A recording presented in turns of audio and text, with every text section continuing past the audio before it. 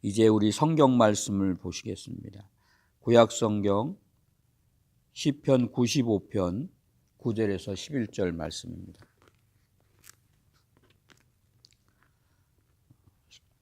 구약 성경 872면 시편 95편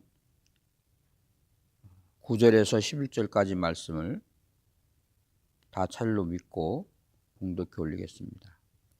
그때에 너희 열조가 나를 시험하며 나를 탐지하고 나의 행사를 보았도다. 내가 40년을 그 세대로 인하여 근심하여 이르기를 저희는 마음이 미혹된 백성이라 내 도를 알지 못한다 하였도다. 그러므로 내가 노하여 맹세하기를 저희는 내 안식에 들어오지 못하리라 하였도다. 아멘. 오늘 제목은 미혹을 조심하라입니다. 미혹. 말세에는 이제 미혹하는 일이 많이 생깁니다. 이 성경 고린도전서 10장 11절에 보시면 너희에게 당한 일이 거울이 되고 또한 말세를 만난 우리의 경계로 기록하였느니라. 구약 성도들이 이렇게 믿음의 삶 가운데 겪는 모든 일들이 우리에게 이제 거울이 된다는 것이죠. 그러니까 과거에 있었던 그 실체가 현재 우리에게 거울이 되고 또 우리가 미래에 어떻게 살아가야 할지를 지금 보여주고 있다, 이런 말씀입니다. 오늘 시편 95편 말씀은 이제 여기에 그 8절에 보시면 이르시기를 너희는 무리바에서와 같이 또 광야 마사의 날과 같이 너희 마음을 강팍하게 말지어다. 지금 무리바, 이 마사 같은 말입니다만은 지금 그때 있었던 사건을 우리에게 거울로 경계로 말씀하신 것이죠. 그러면서 시작 부분에 있어서 하나님은 어떤 분이신가? 3절에 보시면 대저 여호와는 크신 하나님이시오 모든 신 위에 크신 왕이로다. 하나님이 창조주라고 말씀합니다. 창조주. 그 창조주 하나님이 가장 낮고 천한 그 조그마한 민족, 내가 너 민족을 택한 것은 너희 민족이 수가 많아서가 아니다, 이런 말씀하죠. 그 이스라엘을 택하셔서 구원하는 사건, 그리고 그가 그러면서 7절에 저는 우리 하나님이시오 우리는 그의 기르시는 백성이며 그 손의 양이다. 하나님이 그랬다는 거죠. 하나님이 당신이 목자가 되셔서 그 양무리를 인도하심처럼 하나님의 백성들이 그렇다는 거예요. 그러면서 너희가 오늘날 그 음성 듣기를 원하노라. 근데 음성을 안 듣는 겁니다. 요한복음 15장에 보시면 10장에 보시면 양은 내 음성을 알고 내가 양을 알고 양이 나를 아는 것 같이 목자가 양을 알고 그래서 목자가 가자 그러면 양은 목자의 음성을 아는 거로 따라오는데 안 따라온다고 하는 거죠. 거역하는 겁니다. 왜 거역하는가? 지금 강팍해져서. 그래서 지금 8절에 보시면 너희는 무리바에서와 같이 또 광야 마사의 날과 같이 너희 마음을 강팍하게 말지어다. 왜 강팍하게 되느냐? 미혹됐기 때문에. 미혹. 그래서 미혹을 조심해야 됩니다. 하나님께서 야곱의 가정을 애굽으로 이주시키지요. 그때 당시에 하나님이 요셉을 먼저 애굽으로 종으로 팔려가게 하셨는데 애굽의 바로의 총리가 되어지는 그런 사건을 만듭니다. 그게 이제 7년 큰 풍년과 또 7년 큰 환란이죠. 7년에 풍성할 때 준비가 되었기 때문에 7년 동안 또 흉년을 만났지만 견디는 겁니다. 우리가 은혜 때에 은혜를 입지 못하면 이제 은혜가 식어지는 때 그때 우리가 이길 수 있는 힘이 없어요. 그래서 저 북한에 있는 그 교인들이 과거에 그 할아버지 때 혹은 할머니 때 믿었던 그 하나님을 이제 입을 통해서 듣는 거예요. 이제 우리처럼 이렇게 자유롭게 성경을 보고 하나님을 찬양하고 예배하는 것이 아니라 그거 가지고선 감당하는 겁니다. 그거 가지고. 그러다가 이제 물론 배고픔 때문에 탈북을 하겠지만 거기서 또 선교사님들의 도움을 받아서 몸을 이렇게 보호를 받다가 복음을 또 듣게 되죠. 그리고 그 가운데는 다시 또 이제 북으로 가는 사람들이 있는데 어쨌든 그런 그 은혜로 환난을 이긴다, 그런 얘기죠. 하나님께서 7년 동안 큰 풍년이 있게 하시고 또 그 7년 동안 큰 가뭄이 있을 때 구태여 애굽에 할 필요가 뭐 있겠는가. 그렇지만 방법이 다 하나님의 방법이죠. 왜 그러냐면 흉년에 뭐를 먹어야 되는데 뭘 먹을 수 있는 것은 농사입니다. 농사. 근데 이 이스라엘 사람들은 농사를 안 짓죠. 농사를 지을 만한 땅도 없었고 주로 목축을 합니다. 그래서 그때 당시에 농사를 많이 하는 나라가 애굽이기 때문에 하나님이 애굽을 쓰시는 거예요. 근데 애굽이 만약에 풍년이 많이 들면 애굽은 그 풍년 가운데서 흥청망청을 하죠.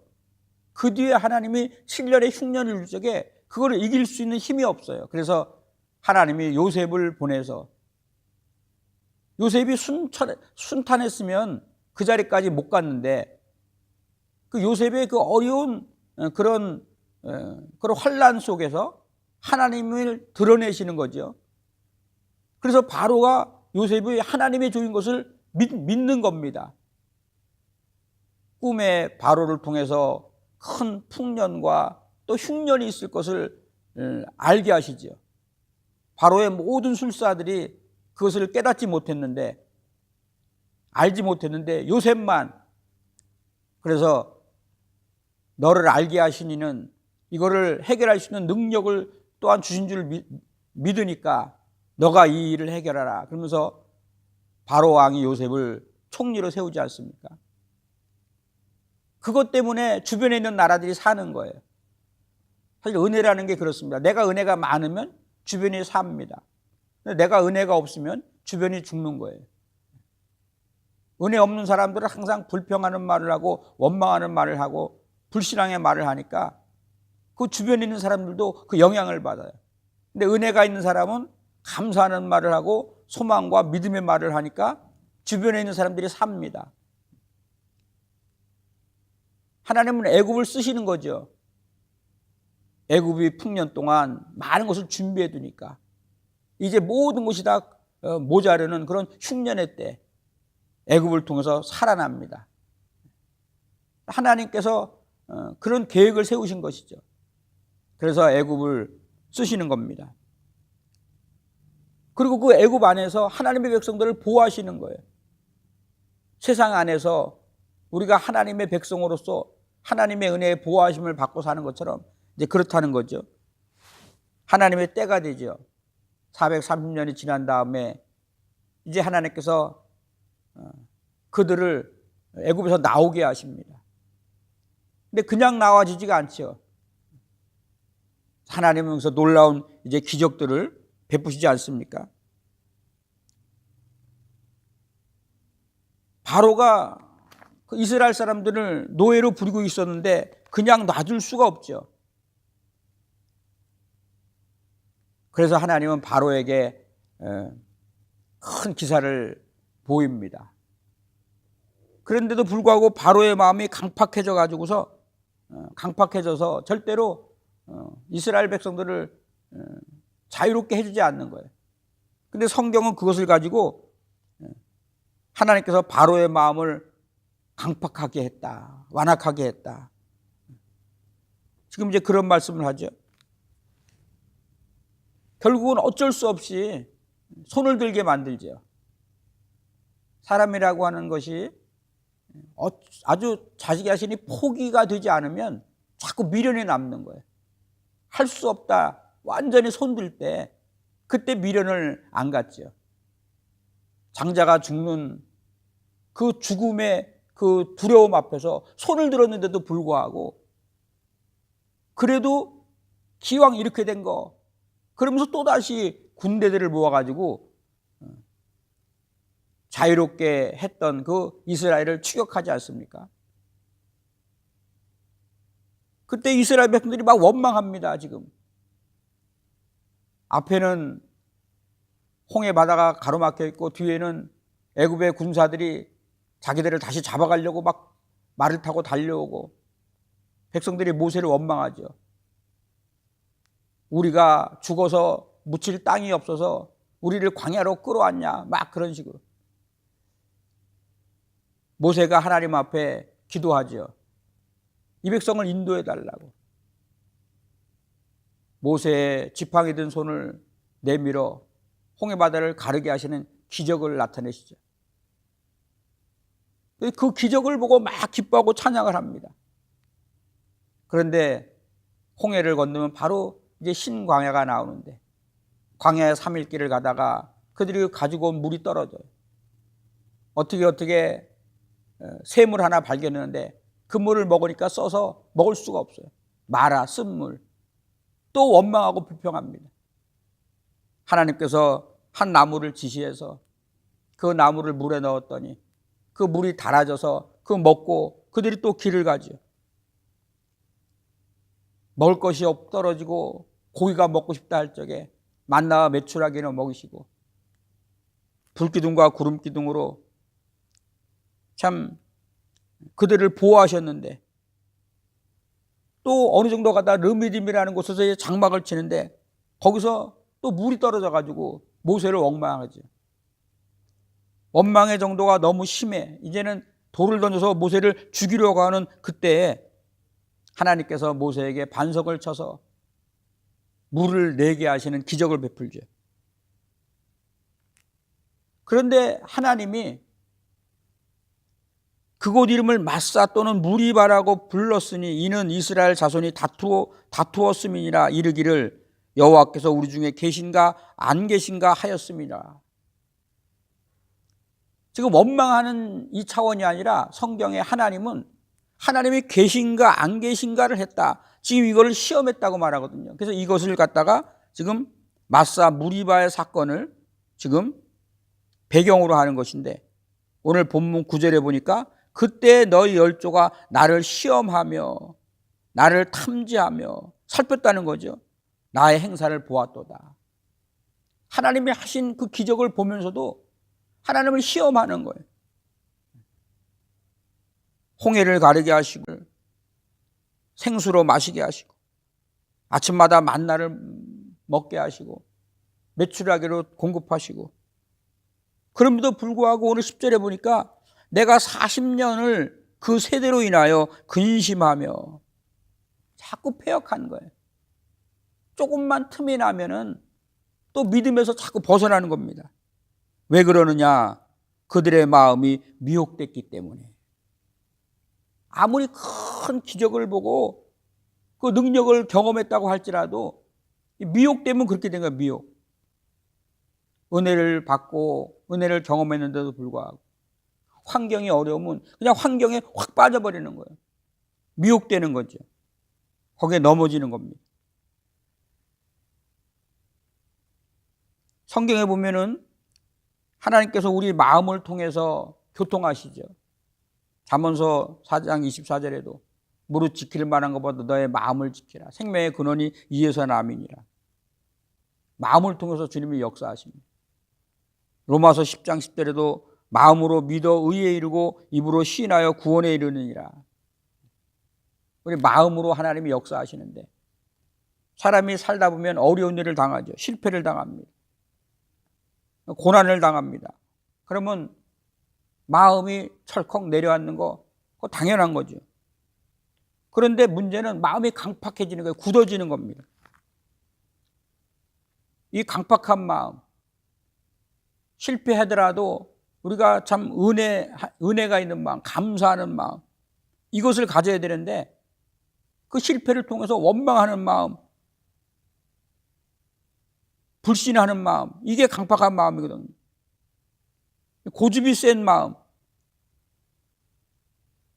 출애굽기 7장 3절에 보니까 내가 바로의 마음을 완악하게 하고 내 표징과 내 이적을 애굽 땅에서 많이 행할 것이나, 바로의 마음이 강팍해졌다고 하는데 이 강팍했다고 할 적에 어떤 반응이 나타납니까?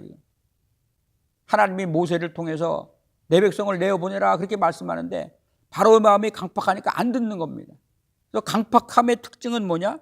바로 하나님의 말씀을 순종하지 않는 거예요. 이 강팍해지는 것이 굉장히 참 두려운 일이죠. 하나님의 말씀을 순종하지 않으니까 당연히 하나님이 기뻐하지 않죠. 오늘 여기 시편 95편 8절에도 이르기를 너희는 무리바에서와 같이 또 광야 마사의 날과 같이 너희 마음을 강팍하게 말지어다.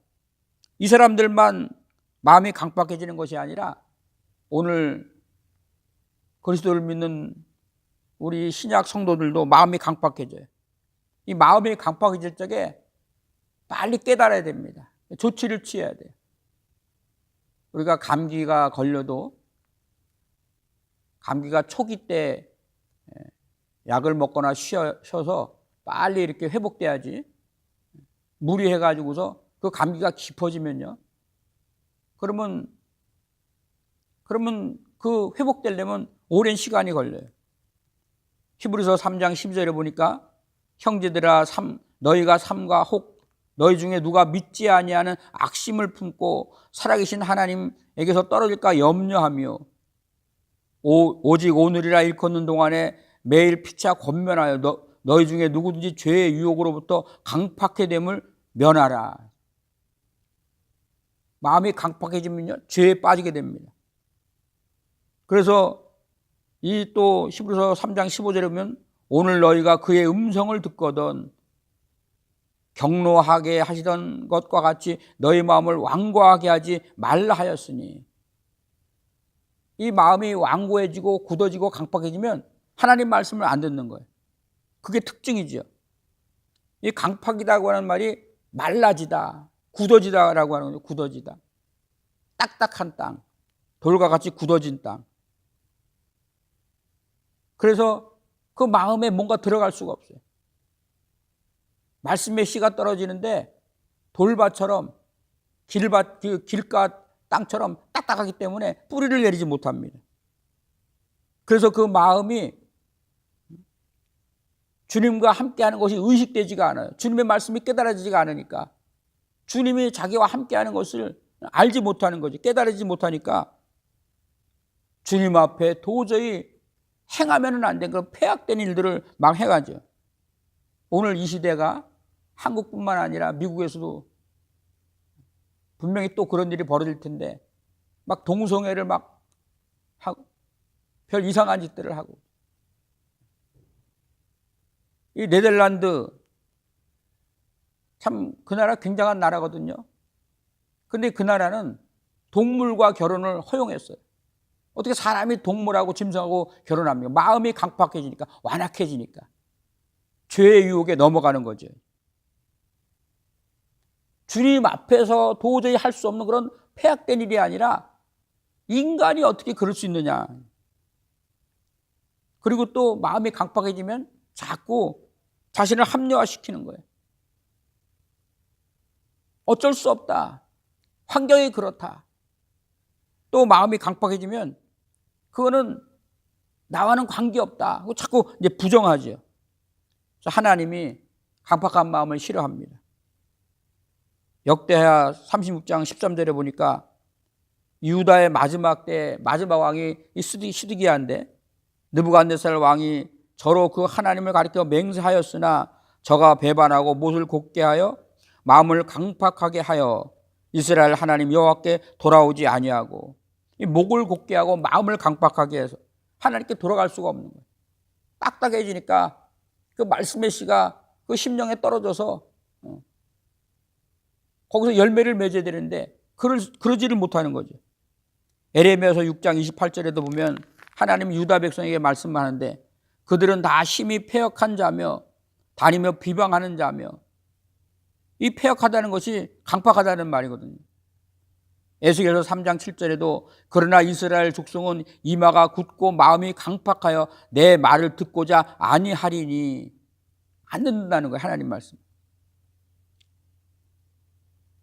그래서 그 하나님 말씀을 거절할 때 어떤 일이 벌어지냐, 오늘 11절에 보니까 내가 노하여 맹세하는 바와 같이 저희는 내 안식에 들어오지 못하리라 하였으니, 마음이 완악해지고 강팍해지면 그러면 이스라엘 백성은 광야에서 죽었죠. 오직 여호수아와 갈렙 외에는 하나님 말씀대로 아무도 그 안식에 들어가지 못했습니다. 그러면 신약 시대를 사는 우리들에게 안식이 무엇인가? 구약 출애굽 백성들의 안식은 그 애굽의 풍요로움이 있지만 거기서 노예살이 종살이라는 것이 아니라 자유인, 그리고 뭔가 참 하나님이 약속하신 그 가나안 땅에 들어가는 것을 의미하는데, 오늘 신약 성도들은 그럼 뭐냐?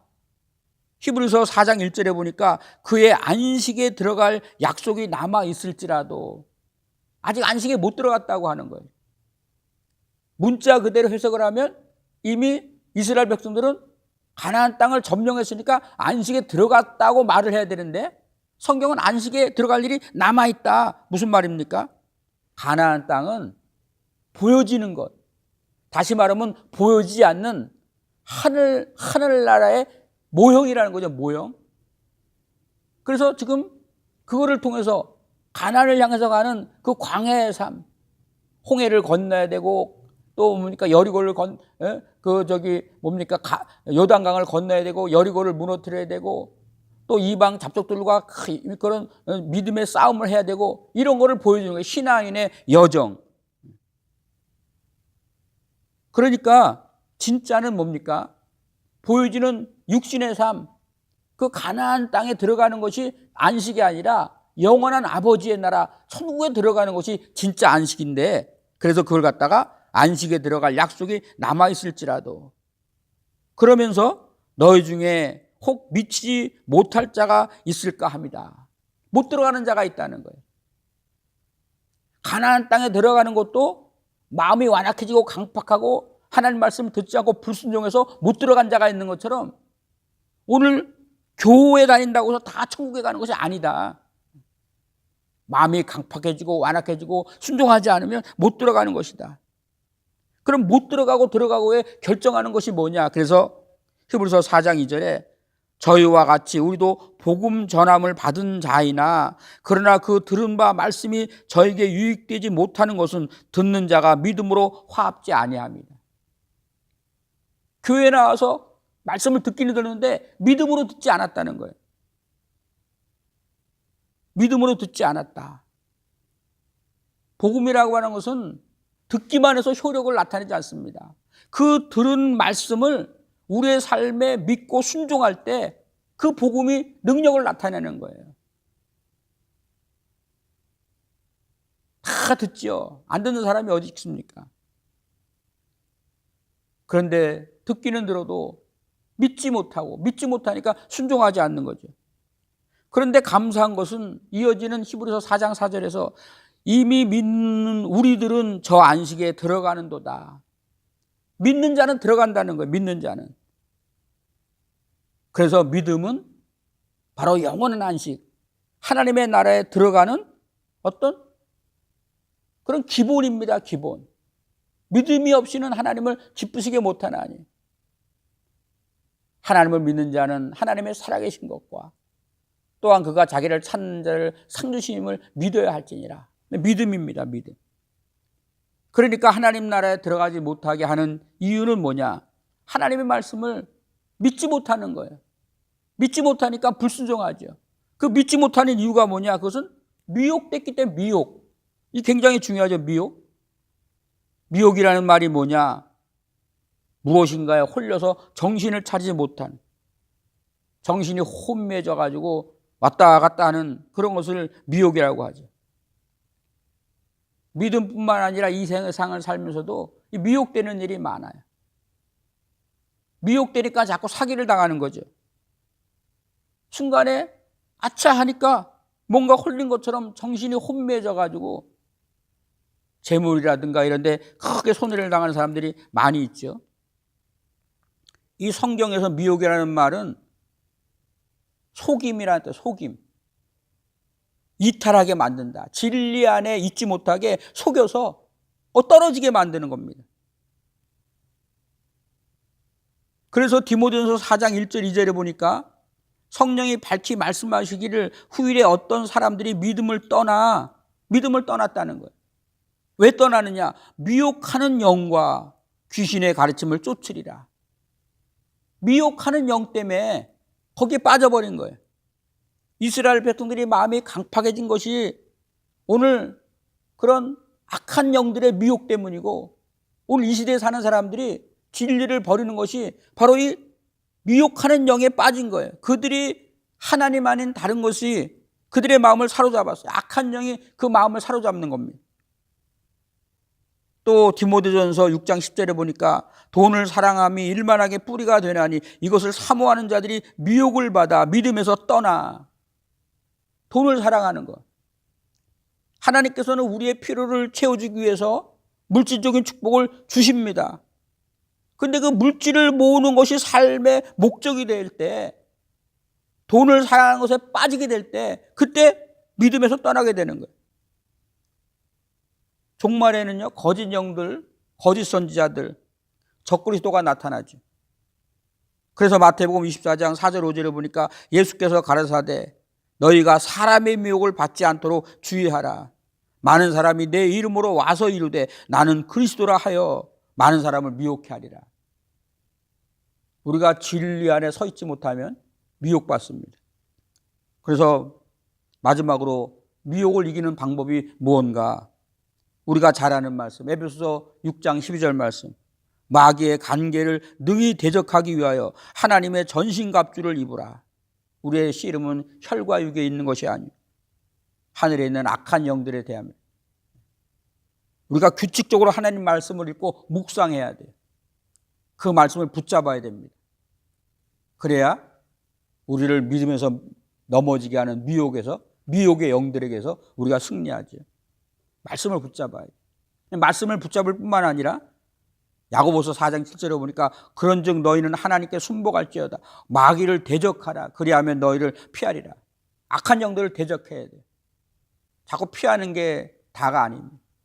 악한 영들이 미혹하고 믿음의 도전을 올 적에 말씀에 의지해서 우리가 막 선포하고, 그리고 참 중요한 것은 갈라디아서 5장 16절에 너희는 성령을 쫓아 행하라. 그리하면 육체의 욕심을 이루지 아니하리라. 성령의 인도하심을 받아야 돼요. 우리는 자꾸 마음의 갈등을 가지고 육신의 생각은 사망이라고 그랬는데 거기에 자꾸 넘어지게 돼 있죠. 성령을 쫓아 행하라고 하는 것은 지금 하나님께서 우리 속에 그리스도의 영, 성령을 내주하게 하셨거든요. 그래서 바울이 내가 육신의 일을 행함으로 인해서 내 마음, 내 영이 괴롭다 그러면 괴롭다.